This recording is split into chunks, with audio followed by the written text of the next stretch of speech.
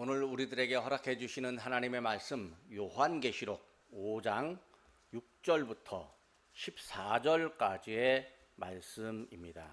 내가 또 보니 보좌와 네 생물과 장로들 사이에 한 어린 양이 서 있는데 일찍이 죽임을 당한 것 같더라. 그에게 7뿔과 7눈이 있으니 이 눈들은 온 땅에 보내심을 받은 하나님의 7 영이더라. 그 어린 양이 나와서 보좌에 앉으신 이의 오른손에서 두루마리를 취하시니라. 그 두루마리를 취하심에 네 생물과 24 장로들이 그 어린 양 앞에 엎드려 각각 검은 고와 향이 가득한 금대접을 가졌으니 이 향은 성도의 기도들이라. 그들이 새 노래를 불러 이르되 두루마리를 가지시고 그 인봉을 떼기에 합당하시도다. 일찍이 죽임을 당하사 각 족속과 방언과 백성과 나라 가운데서 사람들을 피로 사서 하나님께 드리시고 그들로 우리 하나님 앞에서 나라와 제사장들을 삼으셨으니 그들이 땅에서 왕노릇 하리로다 하더라. 내가 또 보고 들음에 보좌와 생물들과 장로들을 둘러선 많은 천사의 음성이 있으니 그 수가 만만이요 천천이라. 큰 음성으로 이르되 죽임을 당하신 어린 양은 능력과 부와 지혜와 힘과 존귀와 영광과 찬송을 받으시기에 합당하도다 하더라. 내가 또 들으니 하늘 위에와 땅 위에와 땅 아래와 바다 위에와 또 그 가운데의 모든 피조물이 이르되 보좌에 앉으신 이와 어린 양에게 찬송과 존귀와 영광과 권능을 세세토록 돌릴지어다 하니 네 생물이 이르되 아멘 하고 장로들은 엎드려 경배하더라. 아멘. 믿는 사람들은요, 온 세상에 하나님의 영광이 가득하다라고 하는 사실을 알고 또 믿고 고백을 합니다. 믿음을 가졌다는 것은 하나님의 영광을 알고요, 또 하나님의 영광이 나에게 임한다는 사실도 경험하는 일입니다. 하나님은요, 존재 자체로 영광이신 분입니다. 그리고 세상과 사람에게 영광을 나타내십니다. 우리가 하나님의 부름을 받았고요, 또 하나님의 자녀로 사는 일이 하나님 보시기에 영광스러운 일입니다. 예수 믿는 사람들이 세상에서 살 때 좀 힘들게 살 수도 있어요. 하지만 하나님은 나의 영광이 너에게 임했다라고 말씀해 주십니다. 우리는 믿음의 사람으로서 하나님의 영광에 참여한다는 기쁨으로 살아갑니다. 지난주에는 베드로 전서의 말씀에서 영광스러운 구원의 백성을 보았습니다. 믿음을 가졌다는 이유 하나만으로 박해와 고난을 당하는 교회와 신자들에게 베드로가 여러분은 영광스러운 구원의 백성입니다 라고 위로하고 격려를 합니다. 베드로는 하나님이 믿음의 사람을 능력으로 보호하신다고 말합니다. 하나님이 믿음의 사람들을 구체적으로 칭찬하신다고 격려합니다. 그리고 하나님이 믿음의 사람들에게 영광을 허락하신다는 희망을 불어넣습니다. 금보다 더 귀한 믿음을 가진 사람들에게 예수 그리스도께서 나타나실 때에 칭찬과 영광과 존귀를 얻게 될 것임을 알려줍니다. 이제 오늘은 요한계시록의 말씀으로 하늘의 영광 찬양이라는 제목으로 함께 은혜를 받으려고 합니다. 우리가 알다시피요, 요한계시록은 성경의 마지막 책입니다. 성경의 마지막 책이니까 뭘 말하면 될까요? 마지막에 말하는 것이 아마 가장 중요한 말일 수도 있고 영원토록 기억해야 될 말씀도 있지만, 가만히 보니까 마지막에는 처음을 다시 기억하거나 확인하는 일, 처음에 있었던 걸 새롭게 알려주는 일이어야 합니다. 그렇다면 요한계시록은 창세기를 다시 한번 알려주는 일을 해야 합니다. 창세기는 우리가 알다시피 천지창조 이야기가 많이 있습니다. 천지창조를 이야기합니다. 요한계시록에서는요, 천지창조를 확인하고 또 새 하늘과 새 땅을 말합니다. 계시록 21장 1절입니다. 또 내가 새 하늘과 새 땅을 보니 처음 하늘과 처음 땅이 없어졌고 바다도 다시 있지 않더라. 요한계시록의 저자 사도 요한은요, 하나님이 지으셨던 원래 옛 땅과 옛 하늘은 없어지고 새 하늘과 새 땅이 나타나는 것을 보았습니다. 처음 땅이 왜 없어질까요? 오늘도 우리가 예배드리기 전에 김희호 집사님 아침 일찍 오셔갖고 차 한잔하면서 대한민국이 잘 돼야 되는데 또 이 대한민국이 이렇게 전쟁을 겪으면 안 되는데 뭐 이렇게 얘기하다가 북한에 핵이 터지면 그냥 대한민국이 온 나라가 초토화된다고 땅이 다 없어지는 거죠. 근데 어느 순간 하나님께서 원래 있었던 땅을 없애고 새 땅을 만드시겠다는 거예요. 원래 있었던 하늘을 없애고 새 하늘을 만드시는데 사도 요한이 그걸 새 하늘과 새 땅을 보게 되는 거죠. 처음 땅, 처음 하늘이 왜 없어질까요? 그 땅이 하나님께 영광을 돌려야 하는데 그렇게 하지 못하니 하나님은 새로운 영광을 위해서 새 하늘과 새 땅을 만드시고 보이십니다. 하나님이 창조하신 사람들요, 아담의 후손이 땅에 살았는데 이 사람들이 번성하면서 하나님의 다스리심을 망각하고 자기 마음대로 살았습니다. 자기 마음대로 살다 보니까 이 땅이 죄악으로 물들었습니다. 창세기 6장 6절을 보니까요, 하나님이 땅 위에 사람 지으셨음을 한탄하시고 마음에 근심하셨다 이렇게 말합니다. 사람이 하나님을 외면하고요, 자기 마음대로 살면 하나님께 영광을 돌리지 못합니다. 결국 하나님이 근심하십니다. 자녀들이요, 부모님 이 바람이 있는데 부모님 바람과는 다르게 영 엉뚱하게 막 허랑방탕하게 살면요, 부모가 근심을 합니다. 그러면서 하는 말이, 아이고 내가 쟤를 왜 낳냐고, 쟤를 해놓고 내가 미역국 먹은 게 후회가 된다고. 진짜 후회는 안 하는데 그렇게 후회가 된다고 말을 하는 거죠. 그럼 그 자식이 좀 듣고 조금이라도 정신 차릴까 해서 그렇게 말하는 거예요. 근데 우리 하나님께서 사람을 지으셨음을 근심하셨다고 창세기에서 이렇게 말합니다. 그러니까 하나님이 근심하셨다면 사람들이요 빨리 돌이키고 하나님의 뜻대로 살아야 되는데요, 하나님은 하나님대로 근심하시고 우리는 우리 마음대로 살래요 하면서 사람들이 더 자기 마음대로 삽니다. 그러다가 하나님이 창조하신 사람과 자연 만물을 지면에서 사라지게 하셨는데, 땅 위에서 사라지게 하셨는데, 그게 곧 노아 시대의 대홍수였습니다. 노아 시대에 대홍수가 있고요, 땅의 사람들이 다 사라지고 노아의 8가족 남았습니다. 새들과 또 짐승들도 달랑 그 종족만 남았습니다. 그런데요, 조금 지나면 사람들이 또 하나님 뜻대로 살지 못합니다. 여전히 하나님을 외면하고 삽니다. 그래서 하나님께서 정신 차리도록 모세를 통해서 율법을 주시기도 하고 또 예언자를 보내서 하나님의 뜻을 알려주기도 합니다. 사람들이 정신을 못 차리니까 하나님께서 마지막에 독생자 예수님을 보내셔서 사람들의 죄를 위해서 십자가에 죽게 하셨습니다. 하나님이 독생자 예수님께 당신의 영광을 위임하시면서 당신의 뜻을 알리도록 하셨습니다. 그러니까 예수님을 믿는 사람은 곧 하나님을 믿는 것이고, 믿는 사람에게는 예수님 다시 오실 때 칭찬과 영광과 존귀를 얻게 될 것이라고 그렇게 약속을 하셨습니다.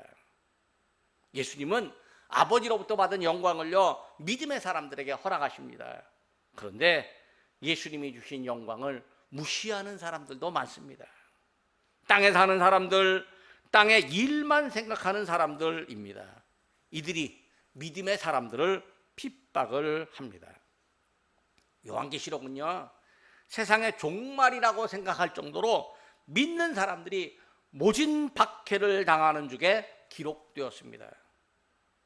박해를 받는 사람들이 얼마나 힘든지, 아이고 이제 세상 끝났다, 종말이다, 이제 곧 이 세상이 다 사라질 거다, 그렇게 생각할 지경입니다. 근데 우리 하나님은 사도 요한을 통해서 박해를 받는 그 사람들에게 위로와 격려뿐만 아니라 마지막에는 승리하게 될 것이라고 하는 약속을 해 주십니다. 왜냐하면 어려움을 당하는 사람들에게는 마지막에는 반전이 일어나고 승리할 거다라고 하는 약속이 필요합니다. 확신이 필요합니다. 예전에 제가 어렸을 때 야구 경기를, 고등학교 선수들이 야구 경기를 하는데요, 꼭 역전승을 하는 학교가 있었어요. 뭐 군산상고라고 그랬는데, 그래서 항상 역전을 하니까 역전의 명수라고 별명이 붙은 학교였습니다. 그 학교가 경기를 하는데 지잖아요. 사람들이 그렇게 불안해하지 않아요. 왜냐하면 또 역전할 거니까, 역전해서 이길 거니까. 여러분, 우리 믿음의 사람들이 살면서 힘들어도 불안해하지 않아야 될 것은 역전할 일이 있기 때문에 그래요. 하나님께서 우리를 역전시켜 주시고 이기게 하실 것입니다. 어려운 일이 생기잖아요. 사람들 마음이 조마조마합니다. 근심하는 사람이 있습니다. 믿음이 좋다는 사람도요, 어려운 일이 생기면 근심합니다. 추석 때 제가 이모님하고 이게 통화를 하면서 이모님이 낙천적으로 사신다고. 그래서 이모님 그렇게 낙천적으로 사는 게 좋습니다. 예수님을 믿어도요, 아이고 뭐 어려운 일만 생기면 그렇게 근심을 많이 하는 사람도 있는데 이모님 그렇게 사는 건 참 좋습니다. 제가 그렇게 이야기했어요. 사람들이요, 어려운 일 생기면 근심해요. 믿음의 사람도 그래요. 왜 그럴까요? 더 나쁜 일이 생길 것 같고요, 불안하고요, 좋은 날은 결코 안 온다라고 착각을 하고 있기 때문에 그래요. 예전에 맨날 어려웠으니까 앞으로도 그렇게 어려울 거야, 이런 이상한 믿음을 갖고 있으니까 근심하고 염려하고 불안하고 걱정하는 거예요. 하지만 마지막에는요, 반드시 이긴다는 확신을 갖고 있다면 어려울 때 어떻게 반응할까요? 이까짓 거 뭐 다 지나가면 돼, 이 다음엔 내가 이기는 거야 라고 느긋한 마음을 갖고 대합니다. 조급하게 생각하는 사람들보다요, 느긋한 마음을 가진 사람이 언제나 이기게 되어져 있습니다. 엊그저께인가요? 우리나라 축구대표팀이 브라질 팀하고 축구를 했는데 5대0으로 졌어요. 너무너무 창피하게 졌습니다. 전 세계적으로 아이고 한국 축구팀 되게 창피하다고 그렇게 말합니다. 저요 이제 교회에서 설교 준비하다가 이제 다 끝나고 집에 들어갔는데 아이고 2대0으로 지고 있는 거예요. 2대0으로 지고 있기 때문에 아이고 보나마나 하고 그냥 안 봐버렸습니다. 그랬더니 끝나고 나니까 5대0으로 졌다고. 자, 우리나라 축구팀이요, 외국 축구팀하고 축구 경기를 한다고 이제 한번 가정을 해봅시다. 경기 중에요, 관객들이 조마조마합니다. 아이고 강팀하고 시합하는 선수들은요, 마음에 부담이 생깁니다. 선수들이 부담스러워하잖아요. 이상하게도 경기력이 안 나옵니다. 자꾸 패스미스도 하고요, 공도 뺏기고요, 잡았다가 뺏기고, 찬스가 와도요 헛발질하거나 공을 하늘로 차고 맙니다. 아무리 강팀과 대결을 해도요, 선수들이 마음의 여유를 갖고 차근차근 풀어나간다는 생각으로 경기에 임해야 됩니다. 무슨 일이 있어도요, 결과는 우리가 이긴다라고 믿으면 없던 경기력이 막 생겨납니다. 관중들이나 텔레비전 앞에서요, 이 축구 시합을 보는 팬들 어떻겠습니까? 실황 중계를 할 때는요, 마음을 졸이면서 봅니다. 하지만 어제 했던 경기 내내, 경기 내내 지고 있다가 경기 막판에 동점골을 넣고요, 연장전 끝날 때쯤 또 역전골을 넣은 결과를 알고 있다고 생각해 봅시다. 이렇게 막판에 동점골 넣고 또 연장전 막판에 역전골 넣으면요, 이런 골을 극장골이라고 그렇게 말합니다. 극장에서나 볼 수 있는 골이라 이런 거죠. 팬들이 어제의 결과를 알고 오늘 재방송을 보면요, 마음이 조마조마하지도 않습니다. 이긴 경기인 줄 알고 보니까 느긋하기만 합니다. 따로 뭐 응원도 안 합니다. 응원은 경기 현장에서나 필요하기 때문입니다. 자, 요한계시록은요, 믿음의 사람들에게 박해를 당하는 중에서도 믿음을 지키고 또한 믿음을 포기하도록 수많은 압박과 유혹을 당하는 치열한 영적 전투가 있는데, 이 믿음의 이 현장에서 믿음을 지키는 사람들에게, 야, 너희가 이긴다, 너희가 이긴다라고 승리를 약속하는 책입니다. 그 승리는요, 죄악된 땅, 즉 처음 하늘과 처음 땅이 사라지고 새 하늘과 새 땅을 보게 될 것이라고 하는 약속입니다. 새 하늘과 새 땅이 승리하는 성도들에게 영광으로 주어집니다. 성도들에게 약속된 마지막 승리입니다. 그러니까 예수님께서 마지막 승리의 영광을 가지시고 성도들도 마지막 승리의 영광을 누리게 될 거라고 하는 약속입니다. 그 약속은요, 마치 이 약속을 믿으면요, 이긴 경기를 재방송으로 보는 것처럼 느긋하고 여유로운 마음으로 박해, 시험을 이겨낼 수 있습니다. 그러니까 예수님의 약속은 그렇게 될 겁니다. 그렇게 된다고 하니까 우리가 결코 지지 않고 언젠가는 믿음의 사람이 이긴다라고 하는 하나님의 계획이고 하나님께서 그대로 실행하실 일입니다. 하나님이 사도 요한에게 믿음의 승리를 약속하시면서 여러 가지 환상을 보여주셨습니다. 사도 요한이 반모섬에서 유배당에 있으면서 거기서 기도하는데 하나님께서 요한에게 하늘의 환상을 보여주십니다. 오늘 본문에는요, 하늘에 보좌가 있습니다. 네 생물과 장로들 사이에 어린 양이 서 있는 장면이 보입니다. 이 어린 양은 예수님을 상징합니다.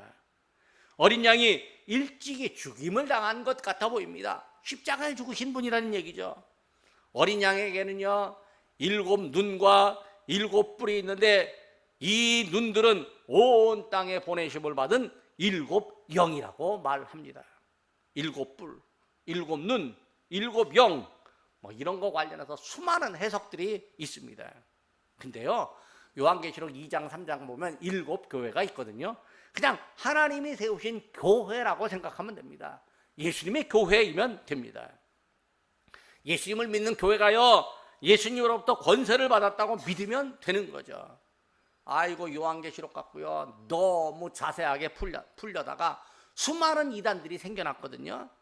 요한계시록을 너무 자세하게 풀려고 하지 말고 거기에 있는 예수님의 영광, 예수님의 계획, 예수님께서 신자들을 얼마나 사랑하시는지 그거 보면 믿음이 제대로 되는 거예요. 이 요한계시록에 있는 한 구절 한 구절 자세하게 해석하고 그걸 달달달달 외운다고 해서 예수님 결코 잘 믿는 게 아니에요. 신천지들은, 이단들은 이걸 열심히 풀어갖고 그걸 달달달달 외워갖고 시험도 보고 그러는데요, 그거 예수님 잘 믿는 게 아닙니다. 잘 믿는 건요, 하나님의 교회가 예수님으로부터 권세를 받았다는 걸 믿고 또 교회를 귀하게 여기고 신앙생활하는 거, 우리는 예수님의 사람이라고 하는 믿음의 자부심을 갖고 사는 거, 이게 예수님을 잘 믿는 거예요. 성경에 몇 장 몇 절에 어디가 있다, 그거는 성경 읽다가 오면 기억할 수도 있고 못할 수도 있어요. 그거보다 더 중요한 건요, 진짜 내 안에 예수님을 믿는 믿음의 자부심, 영광의 예수님이 나와 함께 하신다는 임마누엘의 믿음이 있느냐입니다. 어린 양이 나와서요, 보좌에 앉으신 이의 오른손에 두루마리를 취합니다. 즉 예수님이 하나님으로부터 두루마리를 받습니다. 이 두루마리가 뭐냐? 성경을 상징하는 거죠. 어린 양이 두루마리를 받는데 신비한 광경이 보입니다. 8절 말씀입니다. 그 두루마리를 취하심에 네 생물과 24 장로들이 그 어린 양 앞에 엎드려 각각 검은 고와 향이 가득한 금대접을 가졌으니 이 향은 성도의 기도들이라. 여기 24 장로는요, 교회의 지도자들을 의미합니다.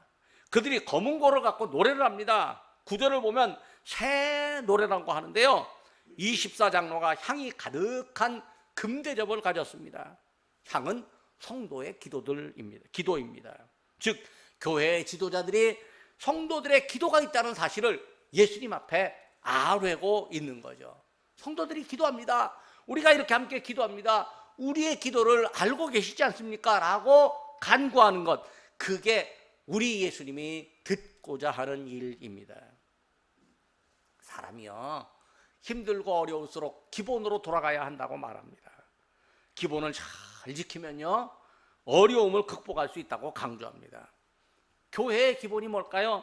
예수님을 잘 믿는 일, 섬기는 일, 교회와 교인들이 예수님을 중심으로 하나 되는 일, 예수님의 이름으로 찬송하고 기도하는 일입니다. 하나님이 신자들의 기본을 보고 계십니다. 약 500년 전에 서양의 교회가 교권과 물질로 쇠퇴할 때가 있었는데, 당시 마틴 루터라고 하는 종교개혁자가 종교개혁을 일으킬 때에 기본으로 돌아갈 것을 강조했습니다.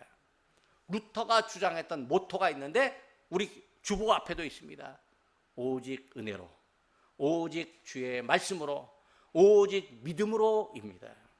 그러니까 은혜와 말씀과 믿음이 우리의 신앙의 기본입니다. 기본을 지킨 믿음의 사람들이 예수님 앞에 섭니다. 교회의 지도자인 24장로가 예수님께 새 노래로 찬양을 합니다. 9절과 10절 말씀이 바로 노랫말입니다. 그들이 새 노래를 불러 이르되 두루마리를 가지시고 그 인봉을 떼기에 합당하시도다. 일찍이 죽임을 당하사 각 족속과 방언과 백성과 나라 가운데서 사람들을 피로 사서 하나님께 드리시고 그들로 우리 하나님 앞에서 나라와 제사장을 삼으셨으니 그들이 땅에서 왕 노릇하리로다. 그러니까요, 교회의 지도자들이 우리 예수님을 찬송할 때 뭐냐면 예수님은 합당한 분입니다. 예수님은 하나님의 비밀을 풀기에 합당하신 분입니다. 그분이 죽었지만 우리를 세계 만방에서 제사장으로 삼으셨고 우리가 제사장 되었으니 세상에서 왕 노릇을 합니다. 이렇게 노래를 하는 거죠. 예수님은요, 하나님의 비밀을 앞으로 알려주는 유일한 분입니다. 예수님이 죽임을 당하셨지만 만백성과 나라 중에서 믿음의 사람들을 당신의 피로 사서 하나님께 드렸습니다. 또 믿음의 사람들을 하나님 앞에서 제사장으로 삼으셨습니다. 제사장이 된 믿음의 사람들이 새 땅에서 왕 노릇을 하게 될 것입니다. 하나님이요, 사도 요한에게 믿음의 사람들이 마지막에 얻을 승리를 보여줍니다. 믿음의 사람들을 제사장으로 삼으시고 땅에서 왕 노릇하게 하십니다. 베드로전서 2장 9절입니다. 너희는 택하신 족속이요 왕 같은 제사장들이요 거룩한 나라요 그의 소유가 된 백성이니. 제사장으로 삼으신다라고 하는 건 다른 사람들의 잘못과 죄를 보면요 그걸 비난하고 탓하는 것이 아니라 하나님 앞에 그걸 놓고 기도하는 거예요. 하나님, 저 사람이 하나님을 잘 모릅니다. 그래서 죄를 짓고 있습니다. 하나님 불쌍히 여겨주셔서 그 사람 예수 믿고 죄 용서함 받게 해주십시오라고 그를 위해서 기도하게 하는 역할, 그게 바로 제사장으로 삼아주는 거죠. 죄는 미워하되 죄인의 죄를 씻게 하고 죄인을 구원하기 위해서 하나님께 기도하는 역할이 제사장 역할입니다. 왕노릇이라고 하는 게 뭘까요? 백성의 것을 막 공짜로 다 받아갖고 호의호식 하는 게 왕노릇 아닙니다. 세상의 왕은 그렇게 하려고 합니다. 그런데 하나님께서 세우신 왕노릇은 뭐냐면 사람들을 사랑하고 사람들에게 하나님 주시는 평화를 알려주는 일입니다. 왕이 말을 하잖아요. 그럼 사람들이 귀를 기울여 듣습니다. 대통령 한마디도요 열심히 받아 적는 사람들이 있습니다. 믿음의 사람들이 말하면 불신자들이 이것이 그러한가 해서 귀를 기울이는 일들이 나타납니다. 그게 뭐냐면 신자들의 말을 불신자들이 귀를 기울여 듣게 되면 그게 신자들이 하나님께서 그를 왕노릇하게 만드는 겁니다. 박해를 받을 때는요 신자들이 무슨 말을 해도 불신자들은요 무시합니다. 귓등으로도 안 듣습니다. 근데 예수님께서 신자들을 왕노릇하게 하실 때는요 불신자들이 신자들을 부러워하게 됩니다. 그 말이 맞았네. 진작에 그 말 믿을 걸, 진작에 그 말대로 따라 살 걸, 이렇게 생각을 합니다. 젊은 날 제가 저기 조그만 교회, 개척교회 보냄을 받아갖고 열심히 지역에 전도를 하는데 어떤 약사님 한 분이 제가 예수 믿읍시다 라고 말하니까 제가요 천국 가는 줄도, 예수 믿으면 천국 가는 줄도 알고 있는데요 제가 아직 살 날이 참 많이 남았거든요. 한 50은 된 분인데 그렇게 말해요. 살 날이 많이 남았는데 내가 살다 이거 재밌게 살다 죽기 하루 전에 내가 예수 믿겠습니다. 그렇게 말을 하더라고요.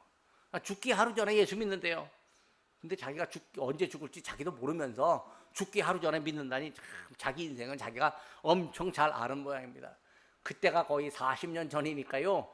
지금 그 양반 아마 살아있을지 죽었을지 나도 모르겠습니다.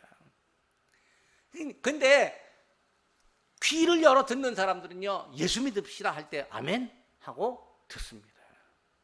24장로가 새 노래로 노래를 하는데요, 사도 요한이 이어지는 장면을 보고 이야기합니다. 11절입니다. 내가 또 보고 들으매 보좌와 생물들과 장로들을 둘러선 많은 천사가 있으니, 음성이 있으니 그 수가 만만이요 천천이라. 예수님을 찬양하는 소리, 교회와 교인들이 제사장이 되어서 왕노릇하는 모습, 영광의 모습을 이야기합니다. 보좌와 장로들과 생물들이 둘러선 수많은 천사의 음성이 있습니다. 천사들이 함께 찬양하는 소리입니다. 믿음의 사람들이 예수님과 함께 영광을 받을 때 천사들의 노래소리가 들립니다. 그 천사들의 노래소리 가사가 12절 있습니다. 12절에 있습니다. 큰 음성으로 이르되 죽임을 당하신 어린 양은 능력과 부와 지혜와 존귀와 영광과 찬송을 받으시기에 합당하도다. 믿음의 사람들이요, 예수님과 함께 영광을 받지만 진짜 영광을 받아야 할 분은 어린 양 되신 예수 그리스도입니다. 인류의 죄를 대신 지신 분, 나의 죄를 지시고 십자가에 못 박혀 죽으신 분, 그분은 능력과 지혜와 부와 영광과 존귀를 받으시기에 합당하신 분입니다. 나를 위해 희생하셨기 때문에 영광을 받기에 합당한 분처럼 보이지만 원래부터 영광을 받기에 합당한 분입니다. 그분이 우리에게 영광을 주시려고 죄를 용서하는 십자가를 지셨습니다. 영광에 합당한 분으로 행하셨습니다. 이번에는요, 사도 요한이 또 피조물의 노래소리를 듣습니다. 13절입니다. 내가 또 들으니 하늘 위에와 땅 위에와 땅 아래와 바다 위에와 또 그 가운데 모든 피조물이 이르되 보좌에 앉으신 이와 어린 양에게 찬송과 존귀와 영광과 권능을 세세토록 돌릴지어다. 12절에 하늘에서 천사들이 찬송을 하는데요, 13절에는요 세상의 모든 피조물들이 천사의 이 찬송 소리를 듣고 똑같이 찬송을 합니다. 공통적으로 12절 13절에 들어가는 표현이 있습니다. 어린 양에게 찬송과 존귀와 영광과 권능입니다. 영광을 받으시기에 합당한 어린 양에게 세세토록 존귀와 찬송과 영광을 돌리라는 권유의 의미를 담아 모든 피조물들이 노래합니다. 하늘 위의 피조물, 땅 위의 피조물, 땅 아래의 피조물, 그리고 바다 위의 피조물, 바다 가운데 피조물 등 모든 피조물들이 예수님께 영원토록 영광을 돌리라고 노래합니다. 사람만 노래하는 것이 아니라 짐승들도요, 물고기도요, 새도 모든 피조물들이 노래를 합니다. 사도 요한이 어린 양 예수님께 영광을 돌리는 모습을 보았고 또 영광을 돌리는 노래소리를 들었습니다. 비록 환상 중에 보는 것 같은데 마지막에 어린 양 되신 예수님께서 승리하시고 영광을 취하시는 모습을 보고 영광의 노래소리를 들었습니다. 어린 양 되신 예수님이 마지막 승리로 영광을 받으시고 예수님을 믿는 신자들, 교회는 이제 어떻게 되겠습니까? 신자들과 교회들이 영광을 받으시고 예수님을 찬양합니다. 천사들이 음성을 내어 노래합니다. 또 모든 피조물들이 예수님을 향하여 영광의 노래를 합니다. 새하늘과 새 땅이 이루어지는 순간입니다. 12절과 13절, 이게 핸델의 오라토리오 메시아에 들어있습니다. 오라토리오라고 하는 게 뭐냐면 모든 악기를 함께 연주하는 오케스트라가 있는데 이 오케스트라에 맞춰서 사람이 노래하는데 독창을 하기도 하고 뭐 중창을 하기도 하고 합창을 하기도 하고, 그래서 오케스트라와 사람들의 노래가 이제 어우러지는 음악을 오라토리오라고 합니다. 핸델이 메시아라고 하는 곡을 썼는데요, 예수님께 집중해서 이 메시아를 작곡했습니다. 이 메시아가 얼마나 길은지요, 빨리 연주해도 2시간 30분이고 조금 천천히 연주하면 2시간 45분이 걸린대요. 근데 그 중에 죽임당하신 어린 양이 있습니다. 메시아가 1부부터 3부까지 모두 노래가 54개인데요. 죽임당하신 어린 양은 53번째 자리에 있습니다. 그러니까 성경의 마지막 책 계시록의 순서를 따라서 죽임당하신 어린 양을 노래하는 장면 거의 마지막에 자리하게 되었습니다. 오늘 우리가 찬양으로 들었던 바로 그 노래입니다. 찬송과 존귀 영광 지혜 권세 주께 돌리세 보좌 위에 앉으신 주의 어린 양. 이 찬송 부를 때마다 얼마나 감격스러운지 모릅니다. 핸델이요, 자기가 이제 악보를 쓰고 마지막에 자필로 에스 뒤지 솔리데오 그라티아, 즉 오직 하나님께 영광이라는 문구를 넣었습니다. 찬송의 목적이 하나님께 영광입니다. 요한계시록에서 영광을 말하는 건요, 창세기의 영광을 다시 한 번 더 확인해 주는 일이에요. 창세기에서 하나님은 지으신 모든 피조물들을 보시기에 좋았습니다. 마지막에는 심히 좋았더라 이렇게 말합니다. 그러니까 피조물들이 하나님 보시기에 좋았다, 이건 피조물들이 하나님께 영광을 돌리고 있다는 말이에요. 근데 원래 피조물들은 하나님께 영광을 돌려야 되는데 그렇게 못되고 있는데 마지막에 세상의 모든 피조물들이 또다시 하나님께 영광을 돌리니까 창세기에 있었던 그 처음 사건들이, 처음 있었던 영광이 마지막에도 다시 회복됩니다. 영원히 영광 찬송 받으실 분은 오직 예수 그리스도 주님입니다. 로마서 1장 25절입니다. 그들이 하나님의 진리를 거짓 것으로 받고 피조물을 조물주보다 더 경배하고 섬김이라 주는 곳 영원히 찬송할 이시로다. 아멘. 사도 바울이요, 창세기 이후로부터 피조물을 하나님 자리에 놓는 인간의 그 어리석음을 보았는데 그게 아니라 우리 구주 예수 그리스도가 영원히 찬송받을 뿐이라고 하면서 아멘 그렇게 말을 합니다. 요한계시록이 창세기의 원래 모습을 회복시켜 주는 걸 알려줍니다. 하나님의 통치가 회복됩니다. 사도 요한이요, 하늘에서 어린 양 되신 예수님께 찬송하는 장면을 보고 듣습니다. 영광의 노랫소리를 듣습니다. 노래가 끝났는데요, 네 생물이 아멘 하고 화답하고 장로들이 엎드려 경배합니다. 핸델의 메시아 53번째가 죽임당하신 어린 양인데요, 마지막 54번째는요 아멘입니다. 그러니까 아멘으로 화답하는 거죠. 어린 양께 찬송, 존귀, 영광이 돌려질 때 아멘으로 화답하는 게 당연합니다. 그러니까 우리가 우리 예수님께 영광 돌립니다 라고 말하면요, 우리는 다 아멘 해야 하는 거예요. 우리 예수님은 영광 받으실 분입니다 하면 우리는 다 아멘 해야 하는 겁니다. 한번 해볼까요? 우리 예수님은 영광 받으실 분입니다. 이렇게 해야 하는 게, 이게 성경대로 하는 거예요. 세상에 어떤 영광의 자리를 가진 사람은요, 막강한 권한을 휘두르고 뭘 할 수 있는 자리를 차지한 사람, 그 사람이라도요 결국은 예수님께 영광을 돌려야 됩니다. 예수님께 영광 돌리는 소리를 들으면요, 아무리 세상에서 잘난 사람도 아멘 해야 하는 거예요. 교회와 신자들, 교회와 지도자들은 영광을 받으시는 예수님께 경배해야 됩니다. 세상의 종말에는요, 예수님께 영광을 돌리는 소리가 하늘에 퍼질 겁니다. 믿음의 사람들은 예수님께 영광 돌리는 소리를 듣고 아멘 하게 될 겁니다. 그래서 믿음 생활을 꿋꿋하게 승리로 이어갑니다. 말씀을 맺으려고 합니다. 하나님이 세상을 창조하실 때 영광을 받으셨습니다. 그러나 하나님의 형상을 따라 지음받은 존재, 그 사람들이 하나님께 영광을 돌리지 못했습니다. 그러나 하나님은 반드시 영광을 받으십니다. 비록 세상과 땅은 하나님의 영광을 찬탈하지만 마지막에 하나님께서 어린 양이신 예수님께 영광을 받도록 하십니다.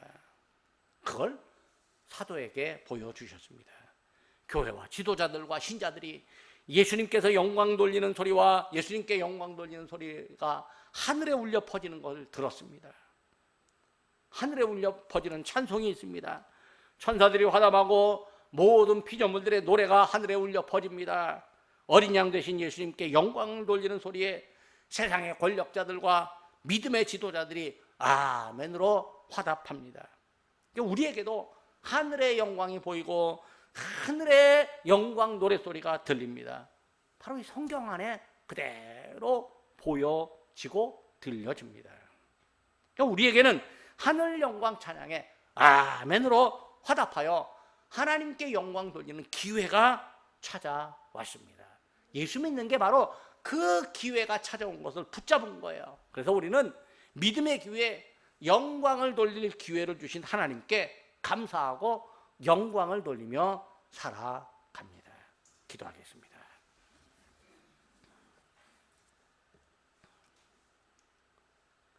저희에게 영광을 보여주신 하나님 아버지, 저희에게 예수님을 바라보며 살게 하시는 은혜에 감사를 드립니다.